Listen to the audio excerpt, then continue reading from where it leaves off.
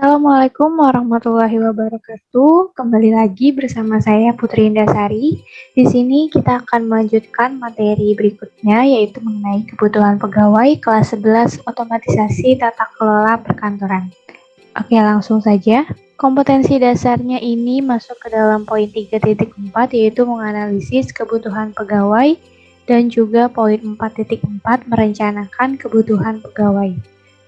Dengan tujuan pembelajaran yang pertama itu peserta didik dapat menjelaskan pengertian perencanaan pegawai, lalu yang kedua peserta didik dapat menjelaskan tujuan perencanaan kebutuhan pegawai, yang ketiga peserta didik dapat menguraikan alasan-alasan dalam perencanaan pegawai, dan yang keempat peserta didik dapat menguraikan manfaat perencanaan pegawai. Oke, yang pertama rencana kebutuhan pegawai.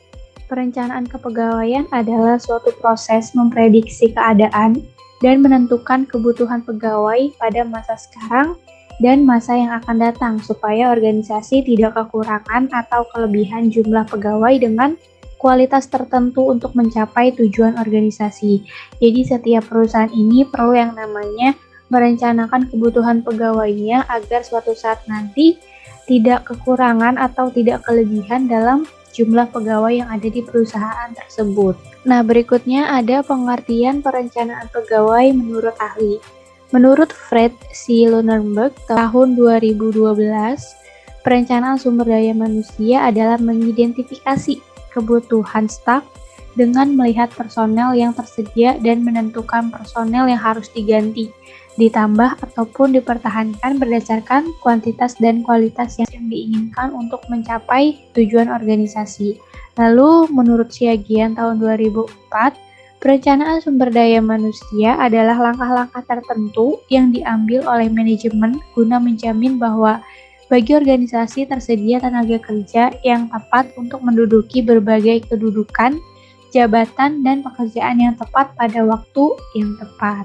Oke, kita lanjut ke slide berikutnya, yaitu tujuan perencanaan kebutuhan pegawai. Tujuannya ialah memastikan kesesuaian antara tenaga kerja dan pekerjaan, baik dari segi jumlah maupun kualitas yang dibutuhkan. Ya, jadi setiap perusahaan itu memang harus memastikan kesesuaian antara tenaga kerja dan juga pekerjaannya. Jadi jumlah pegawai itu tidak boleh terlalu banyak dan juga tidak boleh terlalu sedikit, karena hal ini akan berpengaruh kepada tujuan perusahaan. Seperti itu. Selanjutnya, perencanaan kepegawaian harus dilaksanakan dengan teliti dan sistematis dengan alasan-alasan berikut ini.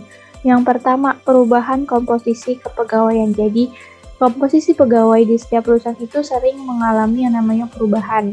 Adanya pegawai yang pensiun, ada aja pegawai yang dipecat, mengundurkan diri, atau yang lain-lain gitu, yang berakibat pada aktivitas perusahaan. Jadi dengan begitu, perusahaan harus cepat mencari pengganti pegawai tersebut agar perusahaan terus berjalan dan kinerjanya tetap baik. Lalu yang kedua, kebutuhan akan pegawai yang kompeten dengan jumlah yang tepat. Jadi di setiap perusahaan itu perlu yang namanya pegawai kompeten dengan jumlah sesuai dengan kebutuhan. Tidak perlu pegawai yang terlalu banyak ataupun terlalu sedikit seperti yang tadi sudah Ibu katakan, karena pegawai yang terlalu banyak dan terlalu sedikit akan berpengaruh negatif kepada tujuan perusahaan. Misalnya, jika perusahaan memiliki pegawai yang terlalu banyak, maka biaya yang ditanggung juga akan naik gitu kan, seperti biaya gaji, biaya makan, ataupun biaya-biaya yang lainnya. Lalu jika pegawainya terlalu sedikit juga tidak efektif bagi perusahaan karena beban pekerjaan yang sangat banyak dapat menurunkan produktivitas kerja di perusahaan. Yang ketiga, perubahan tingkat kinerja organisasi. Jadi, kinerja organisasi dapat mengalami kenaikan ataupun penurunan dalam perubahannya.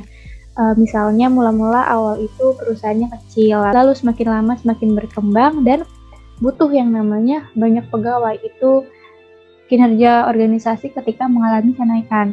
Lalu ketika kinerja organisasi menurun, maka perusahaan biasanya itu harus mengurangi pegawai karena terdapat perampingan struktur organisasi ataupun bisa juga terjadi pengurangan manajer dan juga pegawai-pegawai yang lainnya. Jadi kinerja organisasi ini bisa yang namanya mengalami naik atau turun. Lalu yang keempat, adanya peluang baru yang potensial. Jadi perusahaan menghitung target yang ingin dicapai. Misalnya perusahaan ingin ada proyek pembangunan yang memerlukan banyak pegawai, contohnya pembangunan MRT. Dengan begitu ada peluang nih untuk perusahaan dan juga peluang untuk merekrut pegawai baru. Lalu selanjutnya yang kelima, perencanaan sebagai dasar dari keberhasilan manajemen. Ya, di sini perencanaan dibuat dengan baik, cermat dan tepat, keberhasilan dapat tercapai dengan mudah. Contohnya, misalnya sekolah ada rencana untuk event pentas seni gitu kan, perlu yang namanya orang-orang banyak untuk mensukseskannya gitu. Sama halnya seperti di perusahaan itu, ketika perusahaan ingin membuat suatu produk, perlu yang namanya kebutuhan pegawai, entah untuk di bidang marketing, keuangan, research and development, dan lain-lain yang berkaitan untuk hal tersebut gitu. Atau perusahaan ingin membranding di sosial media, kan perlu yang namanya tim kreatif atau content creator. Nah, di situ karena perusahaan tidak mempunyai tim kreatif, maka perusahaan membuka lowongan untuk tim kreatif tersebut. Jadi, perencanaan kebutuhan pegawai ini sangat diperlukan dan manfaatnya sangat besar bagi perusahaan agar tujuan perusahaan dapat dengan mudah dicapai. Lalu selanjutnya ada manfaat perencanaan kebutuhan pegawai. Yang pertama itu memperbaiki kinerja pegawai. Jadi dengan adanya perencanaan kebutuhan pegawai yang tepat sasaran, maka akan membuat perusahaan lebih efektif dan efisien. Begitu juga dengan kinerja karyawan atau pegawainya. Lalu yang kedua, melakukan pengadaan pegawai baru secara ekonomis. Jadi proses penarikan, seleksi, atau pengisian jabatan, kita harus berhati-hati gitu dalam pengadaan pegawai. Jadi kita harus susun dengan baik dan tepat gitu untuk mengisi sebuah pegawai baru yang ada di perusahaan. Lalu yang ketiga, memperoleh pegawai pada posisi tepat.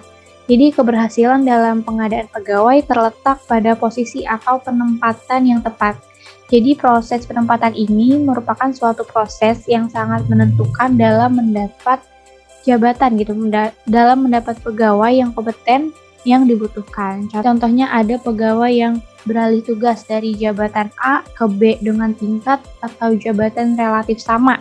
Pembayaran dan tanggung jawabnya juga sama dengan yang sebelumnya. Dengan begitu pegawai dapat memperbaiki tingkat motivasi dan kepuasan kerja sehingga pegawai nyaman dengan jabatan atau bidang kerja yang baru, seperti itu. Lalu yang keempat, menciptakan iklim dan kondisi kerja yang serasi dan dinamis. Iklim dalam sebuah organisasi ini sangat berpengaruh terhadap kinerja pegawai karena pegawai akan merasa nyaman jika iklim dan kondisi tempat ia bekerja membangkitkan semangat untuk si pegawai itu bersemangat. Misalnya pimpinan mengikut sertakan pegawai dalam memecahkan masalah dan juga pengambilan keputusan. Nah, di sini pegawai merasa terlibat dalam memecahkan masalah tersebut.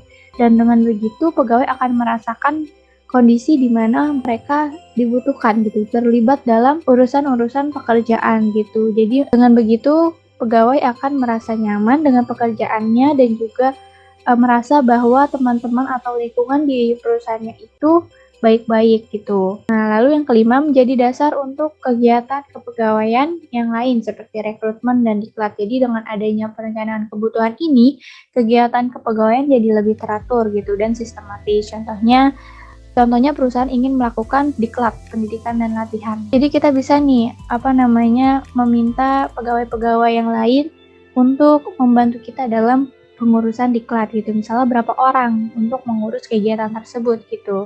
Jadi memang dengan adanya perencanaan kebutuhan ini, kegiatan kepegawaian jadi lebih teratur dan lebih sistematis. Baik, sekian dan terima kasih untuk pertemuan hari ini. Nanti akan kita lanjutkan ke materi selanjutnya mengenai kebutuhan pegawai. Jika ada yang ingin bertanya dan ingin memberi saran, silahkan di kolom komentar. Terima kasih. Wassalamualaikum warahmatullahi wabarakatuh.